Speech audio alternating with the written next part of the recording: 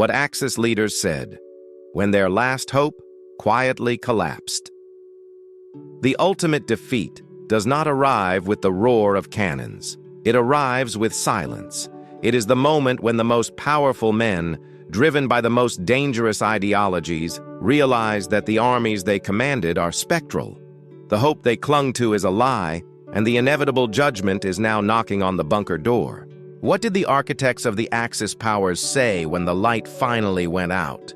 How did they react when their last desperate gamble failed and the map of their empire was being brutally wiped clean? This is the psychological autopsy of ultimate defeat. The story of the Axis collapse is not just a military timeline. It is a study in delusion, ego, and the catastrophic refusal to accept reality. By 1944, the tide had already turned. But hope, the most irrational element of the human psyche, clung fast to the highest ranks of leadership. For Adolf Hitler, this hope was often tied to three things: a wonder weapon, a divine reversal of fate, or the belief that the Allied coalition would tear itself apart. Let us begin our descent into the final moments with the man who invented fascism, Benito Mussolini. His collapse began the earliest and perhaps the most pathetic. By July 1943, after the Allied invasion of Sicily, the Grand Council of Fascism, Mussolini's own political creation, voted against him. He was immediately arrested by order of King Victor Emmanuel III. But true defeat, the absolute loss of hope, came later. It came when he was resurrected, not as a powerful douche, but as the ghost of himself, installed by his German patron in the northern Italian puppet state known as the Italian Social Republic, or the Salo Republic. Mussolini's final hope was entirely dependent on Hitler's success, a dependency that gnawed at his core. He knew he was a pawn. In his final desolate writings at Salo, he expressed a bitter realization of his betrayal by the Italian people, but also a growing fear of his own partner. He wrote of Hitler, "He is a fanatic. He can destroy Europe, but he cannot save it." The Deuce's last hope was merely survival under German protection, a spectral power that was rapidly diminishing.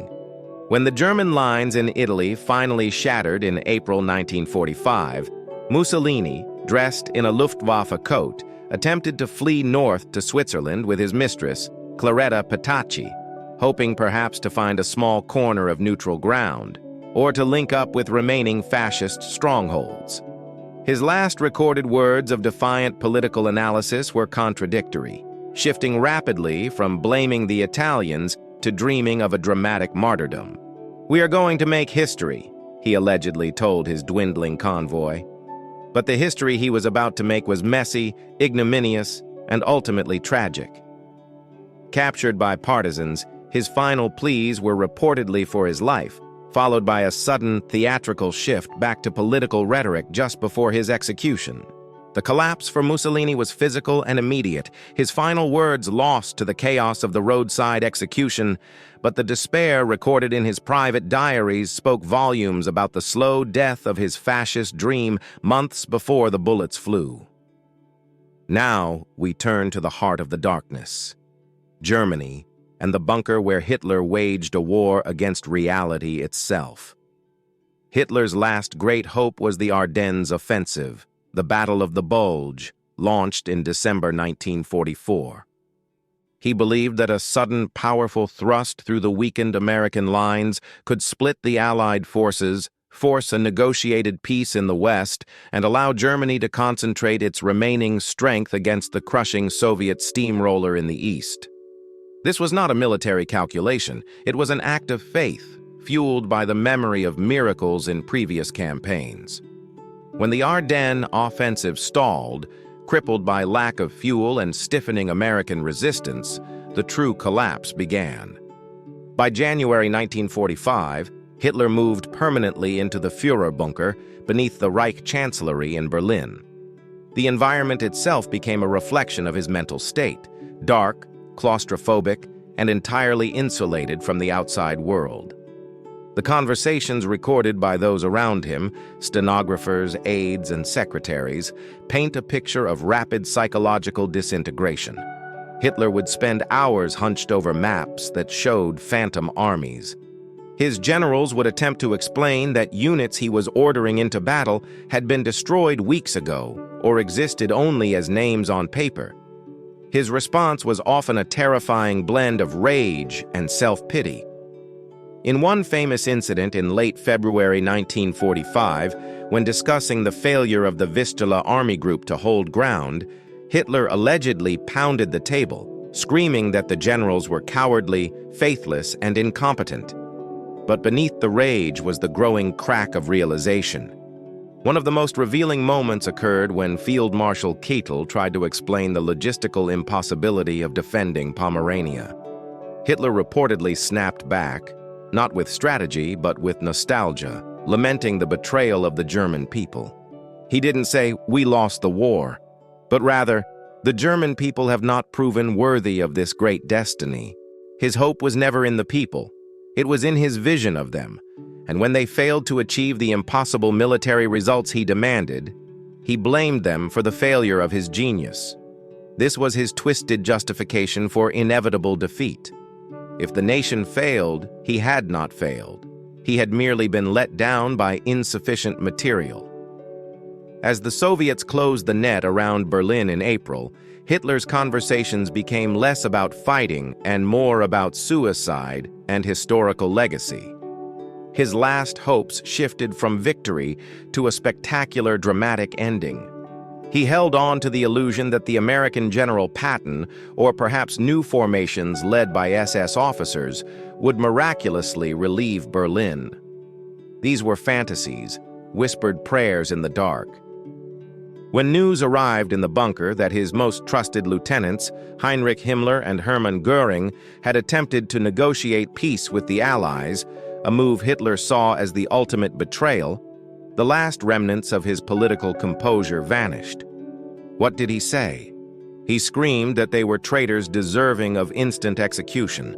The hope that his inner circle maintained unconditional loyalty until the bitter end, a crucial psychological anchor for him, was annihilated. In his final political testament, dictated just hours before his death, Hitler expelled Göring and Himmler from the party, naming Admiral Karl Dönitz as his successor.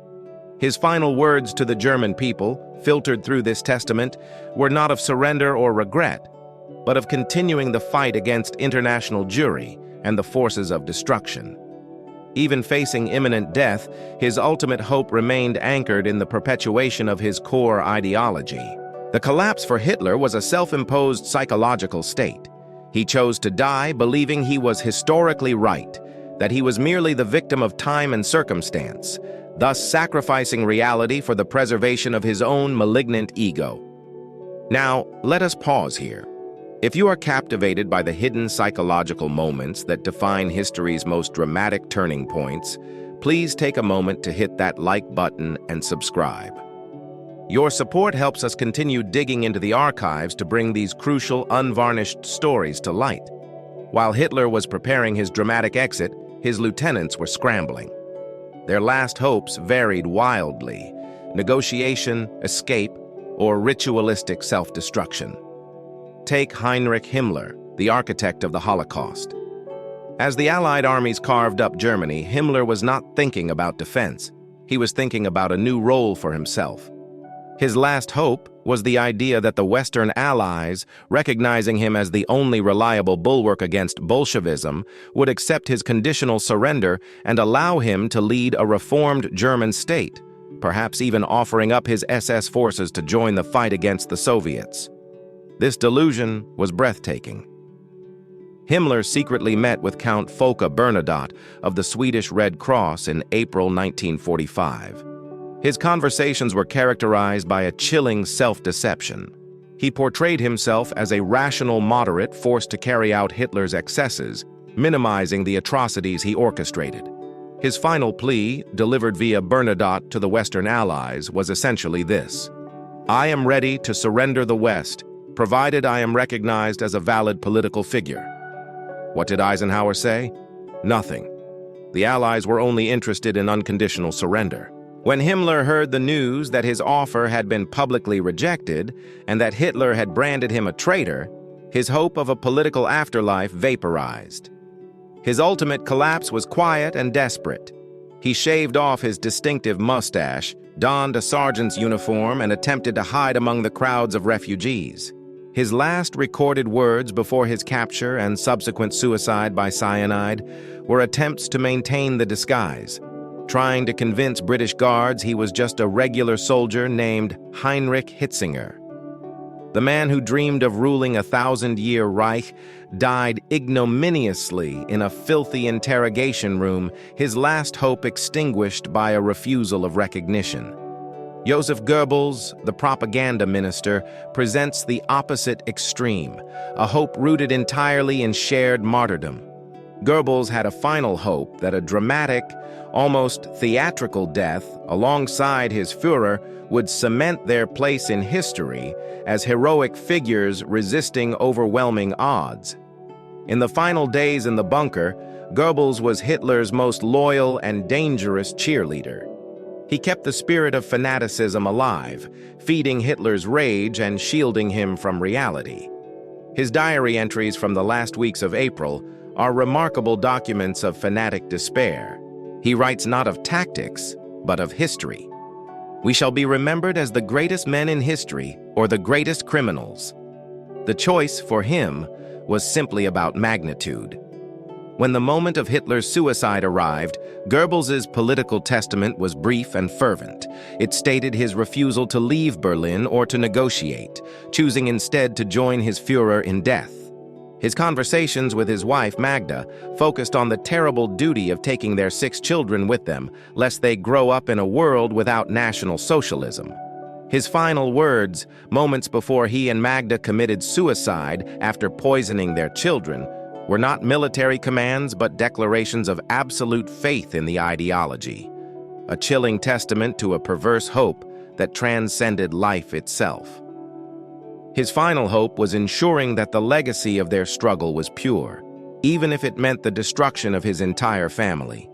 Now we shift focus across the globe to the second major Axis power, Imperial Japan.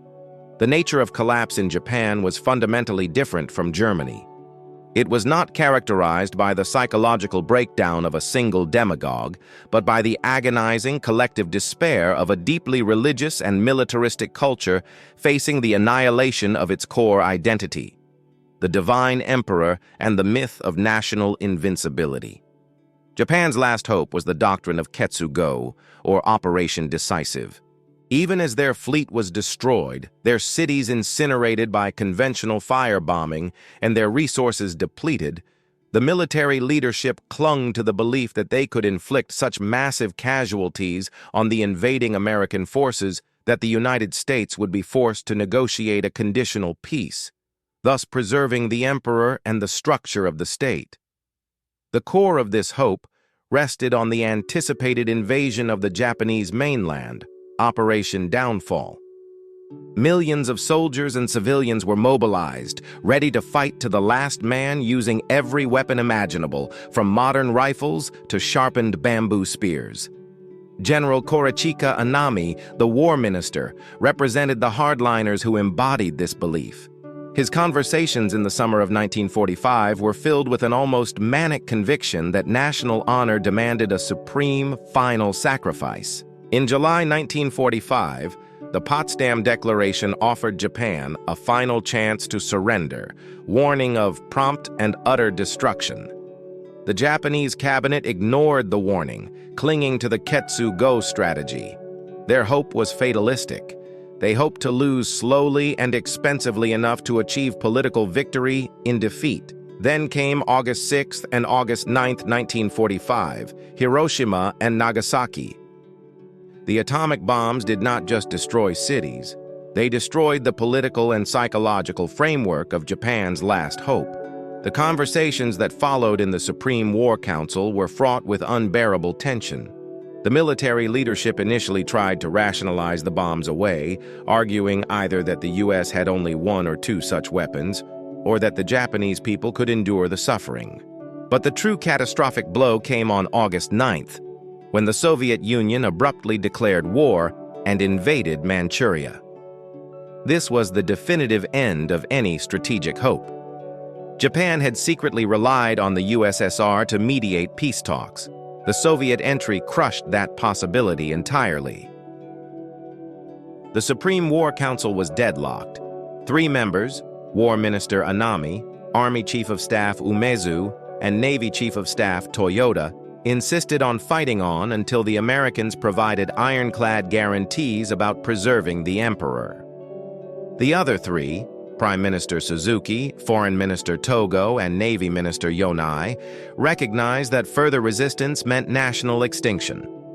It was in this agonizing deadlock that Emperor Hirohito stepped in, an unprecedented intervention. The final hope for Japan shifted from military victory to political survival, safeguarded by the divine authority of the emperor himself. On the night of August 9th, in the suffocating heat of the underground imperial shelter, Hirohito listened to the deadlock.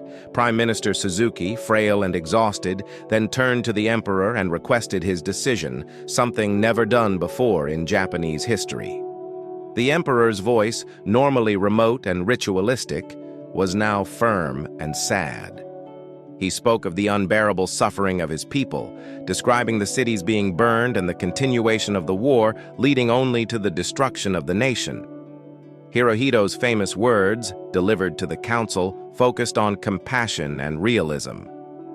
"I cannot bear to see my innocent people suffer any longer. If we are to fight on, the Japanese race will be destroyed. We must bear the unbearable."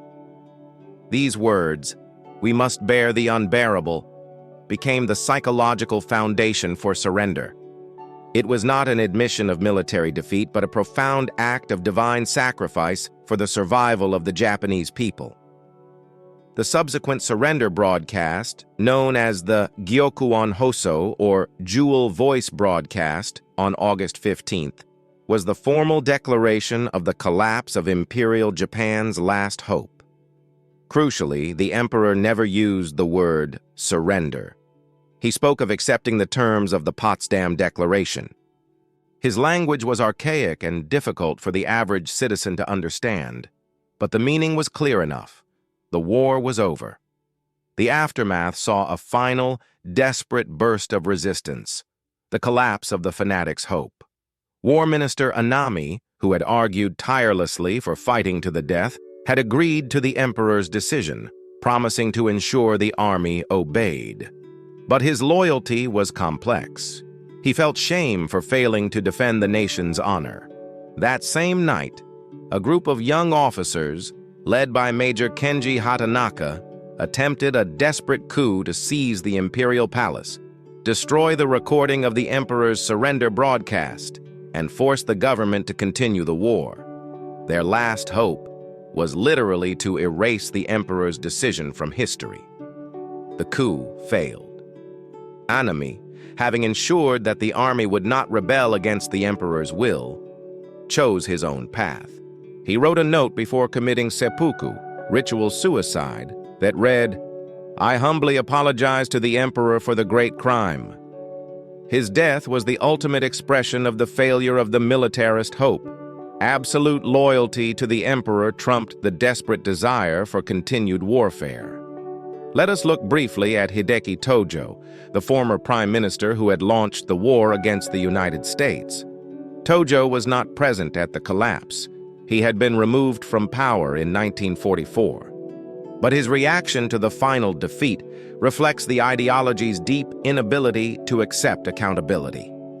After the surrender, when American forces came to arrest him in September 1945, Tojo attempted suicide by shooting himself in the chest. His final words at that moment were aimed at preserving his historical reputation. As he lay bleeding, he reportedly whispered, "The Greater East Asia War was a righteous and just war. I am very sorry for the Japanese nation, but I am proud of the great spirit of the Japanese nation." He survived the wound and was later tried at the International Military Tribunal for the Far East. Even facing the gallows, His conversations remained defiant. His last hope was historical vindication, the belief that future generations would recognize the righteousness of his cause. He died convinced of his moral superiority, a final, unshakable delusion shared by many top Axis leaders. The voices from the collapse of the Axis powers share a tragic commonality. They all represent a profound failure of introspection. For Hitler, the collapse was met with explosive self-pity and the desperate need to blame his defeat on the incompetence or betrayal of others, ensuring his narrative of victimhood remained intact until the end. His last words were steeped in the spectral hope of ideological purity. For Mussolini, the end was marked by confusion and physical fear, the realization that his grand stage had shrunk to a muddy roadside execution. His last hope was merely escape. For the Japanese military hardliners like Anami, the last hope was transmuted into absolute sacrifice, the belief that death itself could preserve honor and satisfy the demands of the emperor, even if the nation was destroyed. And for Emperor Hirohito, the collapse was met with an almost divine resignation, a willingness to perform the historically necessary yet psychologically excruciating act of choosing national survival over continued struggle. His famous phrase, "We must bear the unbearable," is the most poignant summary of the ultimate failure of the Axis dream. The words spoken in the final moments, in the bunkers, on the roadside, and in the Imperial Palace, were not merely historical records. They were the final, frantic attempts by men of immense power to define their own legacy in the face of inevitable, absolute ruin. They reveal that the last hope for these leaders was never victory, but simply the preservation of their own dangerous, self-serving narrative. These final, desperate phrases offer a chilling lesson. When men of power lose touch with reality, their final hope is often nothing more than the construction of a comforting lie, whispered into the void before the final undeniable silence. Thank you for joining us on this deep dive into the end of history's most devastating conflict. If you found the psychological details of this collapse compelling, make sure you hit the subscribe button and turn on notifications. We explore the darkest corners of history every week. Let us know in the comments below which other forgotten moment of historical collapse we should investigate next.